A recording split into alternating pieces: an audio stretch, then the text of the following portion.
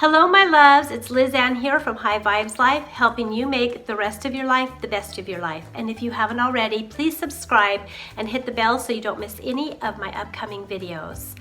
Welcome to 2020. I am so excited about the new year. I love new beginnings. I love the beginning of the weeks, the beginning of the days, the beginnings of the new moons. I love birthdays, anything that gives us a fresh start on life or fresh outlook on life.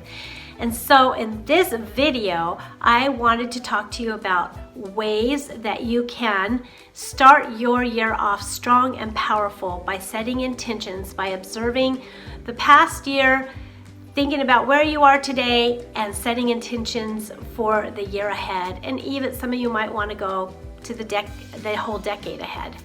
But first of all, I just wanted to welcome my new subscribers. Thank you for choosing my channel. I'm so excited to have you here. I would love to hear about you in the comments, why you chose my channel, and what you hope to get out of it. I hope all of you enjoyed the last month. For me, it got a little crazy and my health started to deteriorate a bit, so I had to really take a break and take care of myself for a while, but I'm glad to be back. So for those of you who have a background of childhood abuse, I understand how difficult setting goals, having visions, trying to think of what you want and what you love and where you want to go sometimes can be way overwhelming. And having this in mind, I decided to gift you with a free PDF where there are questions that will help you dig a little deeper and help you get to the core of where you are in life and where you want to move forward and what you want your goals to be for the year 2020. So there will be a link down in the description for you. In this video, I'm going to lightly cover what you can do to start the year off right. If you'd like to go into more detail on it, please click the link for the PDF printout below.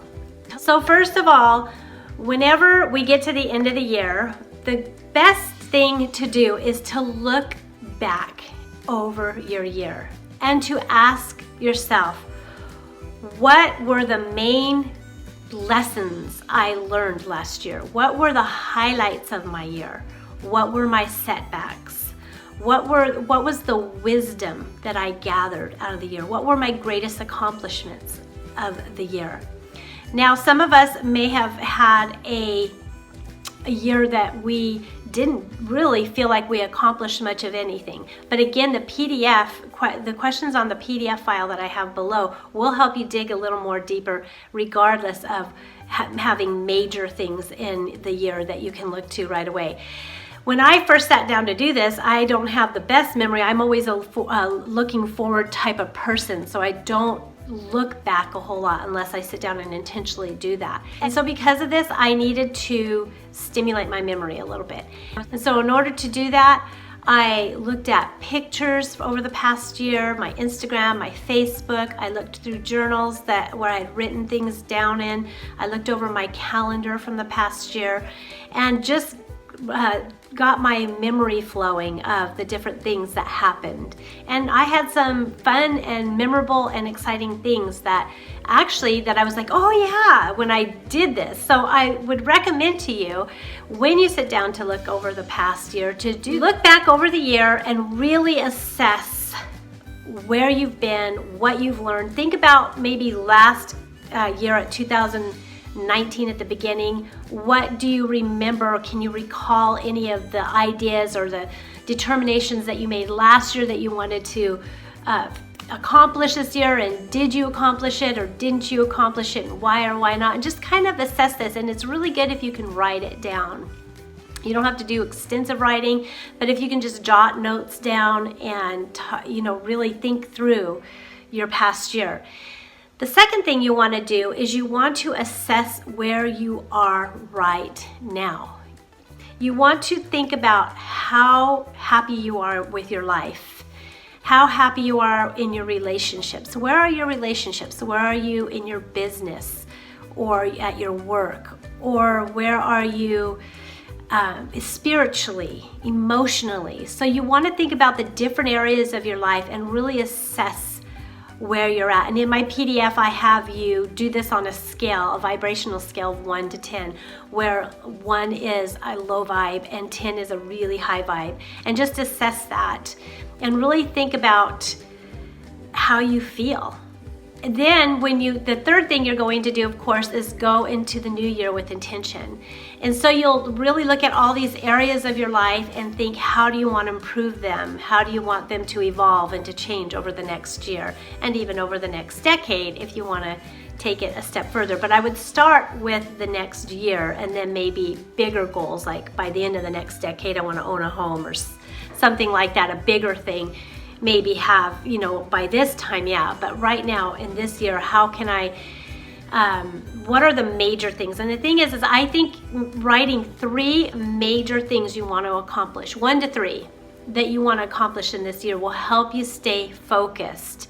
So think about what is really important to you. Like for me, one of my major things right now is my health. I really need to buckle down and start being committed to consistently taking care of my body and exercising and eating right. I do well for a while and then I tend to kind of backslide and get lazy about taking care of myself. I get busy with other things. And I really realize that the major thing I want to accomplish in this year is I want to fortify my health and have more energy by the end of the year and just feel better physically. And so that's going to be one of my major focuses for this year and intentions is that. So then you want to ask yourself, by the end of 2020, I will have. And you want to ask yourself that question, I will have. Like there's a determination in you. Like think of the things that you just can't allow to go on any longer. You're just so tired of dealing with. Whether it's a bad marriage, financial situations, debt, it could be that you are trying to get a business off the ground and you've just been lagging on it and you want to get it going, or you need a job or whatever. There's so many different things. It could be your health. It could be that you've been sitting at home and you want to make friends. Anything like that. This is going to be the year where you make 10 new friends, and or you want to travel, you're just tired of being bored, and this is going to be the year that you start to pave a way for you to go places. Even if it's not too far, you're going to start getting yourself out there and traveling more and seeing some of the things that you really want to see. There's so many things. The sky is the limit. These are just some ideas that I'm popping out there to kind of get your juices flowing.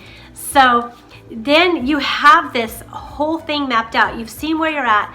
You bring the wisdom forward to today that you took last year and write it down and write a statement, an overarching statement. If you could sum 2019 into one sentence, it was the year of. For me, it was really a year of I numbed out a lot, but I really slowed down my life and my thoughts, and through meditation and just through being more methodical and just saying slow down, being lazy, just slowed myself down so that I could really tune in to me and to my needs and to where I was. And I learned so much from doing that. So if you could say 2019 was what did I learn? So that you don't have to relearn this later. Take it with you, write it down somewhere, have it somewhere that you can look over throughout the year. Last year I learned, therefore, going forward, I will, and just really solidify this. And these things are going to help you live an intentional life, a mapped out life that feels good to you and that empowers you.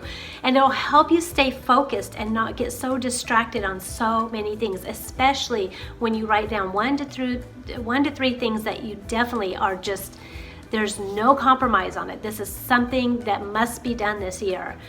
And it could just be one thing, one focus. For some of us, that's, plenty. I might have 2. I don't even think I'm going to do 3. I think I'm going to do 2 because I am busy like all of us and I have other distractions, and I know if I put too much out there that it'll all kind of just come unraveled. So that's why it's important to focus on What is the major areas of your life that you want to see change in, that you want to progress in, that you don't want to be stuck in anymore? You want to definitely do whatever it takes to move forward in this area of your life. So I hope this has been helpful. I have a lot of new things coming up for my channel. Starting Monday, I am going to be renovating my first year of Genuine Self-Love. And I would love to have you aboard as I renovate it. And so I'm offering it week by week. We are going to cover one subject each week. And I'm going to leave a link in my video here for the first week. And if you want to sign up for that, and then I will be creating new videos in the upcoming weeks to introduce the second week and the third week. So thus far, I've had a huge package where you just join the whole, join the Genuine Self-Love program and you go in for 8 weeks.